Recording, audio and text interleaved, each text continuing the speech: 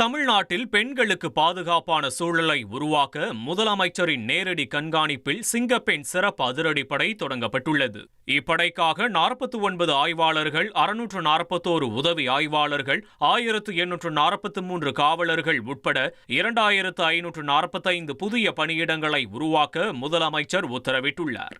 முதற்கட்டமாக 354 கோடி ரூபாய் நிதியில் 319 4 சக்கர வாகனங்கள், 101 இருசக்கர வாகனங்கள், லைவ் ஸ்ட்ரீம் பாடி கேமராக்கள் மற்றும் கண்காணிப்பு ட்ரோன்கள் கொள்முதல் செய்யப்பட உள்ளன.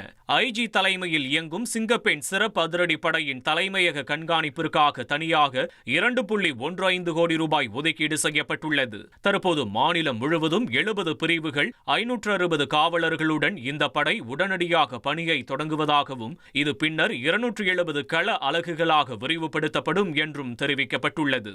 இந்த சிறப்பு படையினர் பேருந்து, ரயில் நிலையங்கள், கல்வி நிறுவனங்கள் மற்றும் ஐடி நிறுவனங்கள் உள்ளிட்ட இடங்களிலும், எளிதில் அணுக முடியாத பகுதிகளிலும் ட்ரோன்கள் மூலமும் தீவிர சுற்றுக்காவல் மற்றும் விழிப்புணர்வு பணிகளை மேற்கொள்வர் என்றும் கூறப்பட்டுள்ளது.